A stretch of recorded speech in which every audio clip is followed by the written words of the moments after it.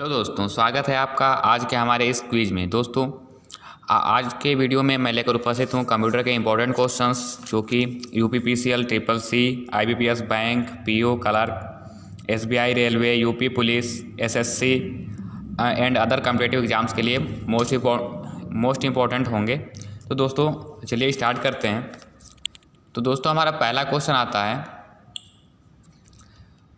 8 bit शब्द लंबाई वाले एक माइक्रो प्रोसेसर, फिर है ब्लैंक रिक्त स्थान है, फिर है कितने बिट डेटा को एक साथ प्रोसेस कर सकता है। यानी कि 8 बिट शब्द लंबाई वाला एक माइक्रो प्रोसेसर है जो कि कितने बिट के डेटा को एक साथ प्रोसेस कर सकता है। तो आपके पास ऑप्शन क्या हैं? 4, 8, 16, 32। ये क्वेश्चन है दोस्तों आरआरबी एसएससी 2015 में आया हुआ है। ठीक है, तो इसका उत्तर क्या होगा? 8। यानी जो 8 बिट शब्द लंबाई वाला एक माइक्रो प्रोसेसर होगा वो जो है एक साथ में 8 बिट डेटा को प्रोसेस कर सकता है। ठीक है, फिर हम अगले क्वेश्चन पे आते हैं। अगला क्वेश्चन है हमारा, कंप्यूटर की अधिकांश प्रोसेसिंग किस में होती हैं? ये क्वेश्चन जो है कि आपका आईबीपीएस 2011 में आया हुआ है और इसके ऑप्शन है आपके पास मेमोरी, रैम, मदरबोर्ड और सीपीयू। तो इसका सही उत्तर क्या होगा? तो जो प्रोसेस का काम होता है, प्रोसेस का काम कौन करता है कंप्यूटर में? सीपीयू का काम होता है। किसका काम होता है? सीपीयू, सेंट्रल प्रोसेसिंग यूनिट का। ठीक है, कंप्यूटर में अधिकांश प्रोसेसिंग सीपीयू में ही होती हैं। ठीक है, सीपीयू कंप्यूटर का सबसे महत्वपूर्ण भाग होता है। ऐसे क्वेश्चंस भी आपके एग्जाम में आते रहते हैं कि कंप्यूटर का सबसे इम्पोर्टेंट जो है कि महत्वपूर्ण भाग कौन सा है, तो उसका उत्तर क्या होगा? सीपीयू होगा। ठीक है, फिर हम आते हैं अगले क्वेश्चन पे। हमारा अगला क्वेश्चन आता है, निम्न में से कौन सा एक पेरिफेरल डिवाइस नहीं है? ये क्वेश्चन जो है कि आपका आरआरबी एनटीपीसी 2016 में आया हुआ है। ठीक है, और इसके ऑप्शन आपके हैं प्रिंटर, मॉनिटर, मदरबोर्ड, कीबोर्ड। तो दोस्तों सबसे पहले आपको क्वेश्चन को करने के लिए आपको पेरिफेरल डिवाइस के बारे में पता होना चाहिए। जब आपको पेरिफेरल डिवाइस के बारे में पता होगा तभी आप इस क्वेश्चन को सॉल्व कर सकते हैं। तो दोस्तों पेरिफेरल डिवाइस क्या होता है? सीपीयू से बाह्य रूप से जुड़ने वाले डिवाइसों को पेरिफेरल डिवाइस कहते हैं। यानी कि सीपीयू से जो भी डिवाइसेस जुड़ती हैं अलग से, उन सबको हम क्या कहते हैं? पेरिफेरल डिवाइस कहते हैं। जैसे कि प्रिंटर, मॉनिटर, कीबोर्ड, माउस, ऐसे जो भी डिवाइसेस लगेंगे अलग से, सभी क्या होती हैं? पेरिफेरल डिवाइसेस होती हैं। इसके अलावा जो मदरबोर्ड है, हार्ड डिस्क है, सीपीयू, ये सब क्या है? सीपीयू के ही भाग होते हैं। सीपीयू के महत्वपूर्ण भाग हैं, ये सीपीयू के अंदर ही होते हैं। तो यहाँ पे अब आपको देखना है कौन सा जो कि पेरिफेरल डिवाइस नहीं है, यानी कौन सा भाग जो है कि सीपीयू के अंदर होता है। तो प्रिंटर पहला ऑप्शन है हमारा। तो प्रिंटर क्या होता है? सीपीयू के बाहर होता है, ये यूएसबी पोर्ट से कनेक्ट होता है सीपीयू से। फिर है मॉनिटर भी एक अलग जो है कि डिवाइस है, आपका आउटपुट डिवाइस होता है, और ये क्या होता है कि ये वीजीए केबल या फिर एचडीएमआई केबल से कनेक्ट होता है सीपीयू से। तो ये भी जो है पेरिफेरल डिवाइस है। मदरबोर्ड क्या होता है? ये सीपीयू के अंदर एक बोर्ड होता है जिसपे प्रोसेसर, रैम और ग्राफिक्स कार्ड इत्यादि डिवाइसेस इत्यादि जो है कि चीज़ें लगती हैं। ठीक है, तो मदरबोर्ड सीपीयू के अंदर होता है। और कीबोर्ड क्या होता है? कीबोर्ड भी आपका बाहर एक डिवाइस होता है जो कि आपका यूएसबी पोर्ट या फिर PS2 पोर्ट से जुड़ता है। तो सीपीयू के अंदर इसमें से कौन सा भाग होता है? तो मदरबोर्ड होता है। क्या होता है? मदरबोर्ड जो है एक पेरिफेरल डिवाइस नहीं है। ठीक है, यह क्वेश्चन बहुत इंपॉर्टेंट है और यह क्वेश्चन जो है कि आपके आरआरबी एनटीपीसी 2016 में पूछा गया है। इसके बाद हम आते हैं अगले क्वेश्चन पे। हमारा अगला क्वेश्चन क्या आता है, निम्नलिखित में से कौन सा आमतौर पर कंप्यूटर का एक पेरिफेरल नहीं माना जाता है? दोस्तों देखिए, ये क्वेश्चन भी बिल्कुल पिछले क्वेश्चन की तरह ही है और इसमें कुछ ऑप्शंस चेंज हैं।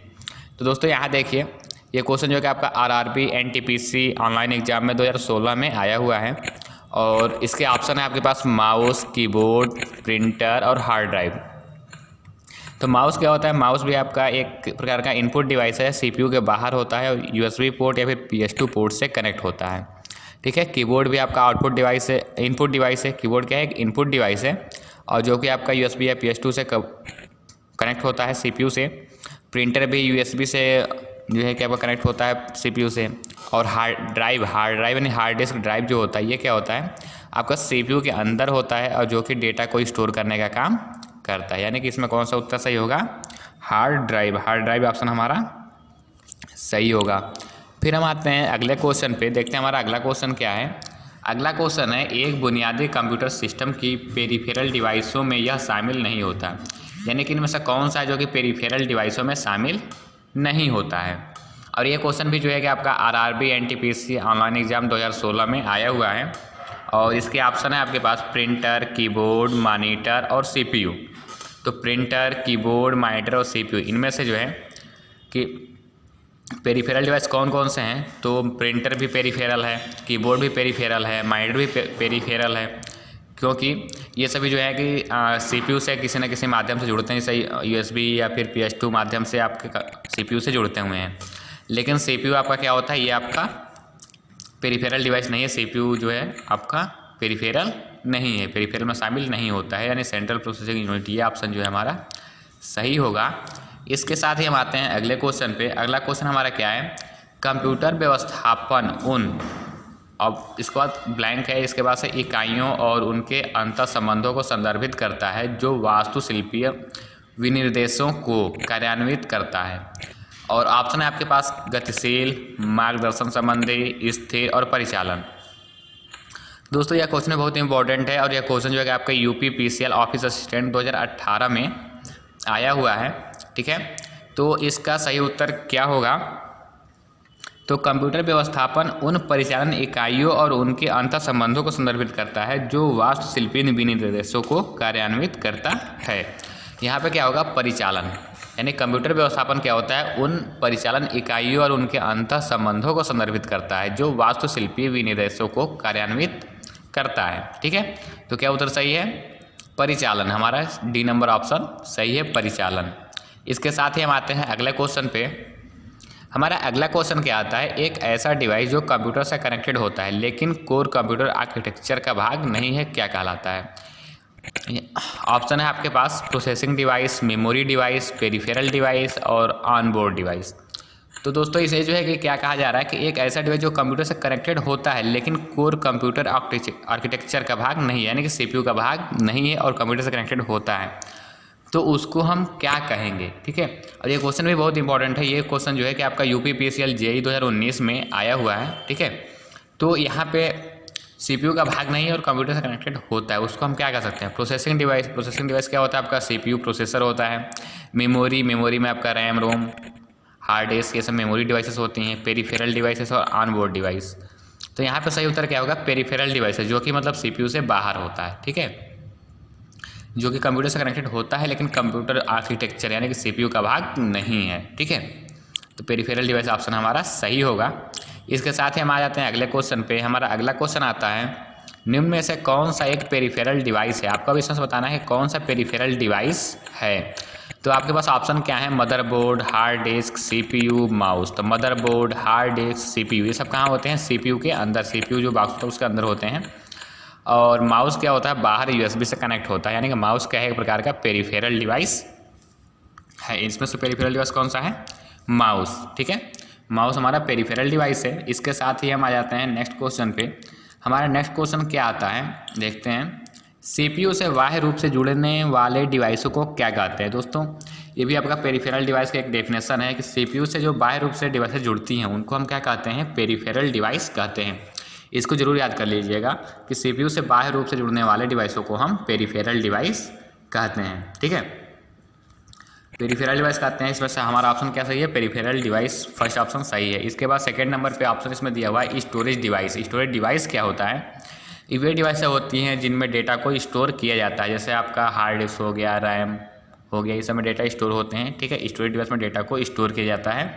और इसमें hard disk, CD, DVD, pen drive. देखिए पेन ड्राइव जो होता है, पेन ड्राइव को हम कई नामों से जानते हैं, जैसे कि पेन ड्राइव को शॉर्टकट में हम PD कह सकते हैं। इसके अलावा थंब ड्राइव भी बोलते हैं और फ्लैश ड्राइव भी बोलते हैं, ठीक है, पेन ड्राइव को, ठीक है। और उसके बाद आपका देखते हैं नेक्स्ट क्वेश्चन क्या आता है। हम आते हैं नेक्स्ट क्वेश्चन पे। हमारा नेक्स्ट क्वेश्चन है, कंप्यूटर का सबसे महत्वपूर्ण भाग है, ठीक है। ये क्वेश्चन जो है कि आपका UPPSC प्री 2012 में आया हुआ है और बहुत इंपॉर्टेंट क्वेश्चन है। और ये क्वेश्चन जो है अधिकांश एग्जामों में पूछा भी जाता है, ठीक है, लगभग सभी एग्जामों में आ जाता है ये क्वेश्चन। कंप्यूटर का सबसे महत्वपूर्ण भाग कौन सा है? तो दोस्तों इसको बार बार आप इसको ध्यान कर लीजिए, पढ़ लीजिए बहुत अच्छी तरीके से, कंप्यूटर का सबसे महत्वपूर्ण भाग क्या होता है। तो वो क्या होता है? CPU होता है। क्या होता है? CPU कंप्यूटर का सबसे महत्वपूर्ण भाग होता है। और CPU को कंप्यूटर का मस्तिष्क यानी कि ब्रेन ऑफ कंप्यूटर भी कहते हैं। और प्रोसेसिंग किस में होती है? CPU के अंदर ही प्रोसेसिंग होती है। और CPU के 3 भाग होते हैं, कौन कौन से? मेमोरी यूनिट, कंट्रोल यूनिट और अर्थमेटिक लॉजिक यूनिट, यानी कि इसको हम शॉर्टकट में कह सकते हैं MU यानी मेमोरी यूनिट, CU यानी कंट्रोल यूनिट और ALU अर्थमेटिक लॉजिक यूनिट, ठीक है। तो ये क्वेश्चन बहुत इंपॉर्टेंट है और इसको जरूर याद कर लीजिएगा। और कंप्यूटर का सबसे महत्वपूर्ण भाग आप CPU ही बताएंगे, सेंट्रल प्रोसेसिंग यूनिट, यानी कि इसको हम हिंदी में कह सकते हैं केंद्रीय संसाधन इकाई, ठीक है। तो इसके साथ ही हमारा होता है क्विज समाप्त आज का। तो दोस्तों अगर आपको वीडियो अच्छा लगा हो तो वीडियो करिए लाइक और अपने दोस्तों के साथ शेयर कर दीजिए, जिनसे उनकी कंपटीशन एग्जाम के लिए बहुत इंपॉर्टेंट क्वेश्चंस हैं। और दोस्तों अगर आप हमारे यूट्यूब चैनल पर नए हैं तो हमारे चैनल को करिए सब्सक्राइब और बेल आइकन दबाइए, जिससे हमारे आने वाले वीडियो के नोटिफिकेशन आपको मिल सकें और आपके पास सबसे पहले वीडियो हमारे पहुंच सकें। तो दोस्तों आज के वीडियो में बस इतना ही, फिर मिलते हैं एक नए वीडियो के साथ। Thanks for watching.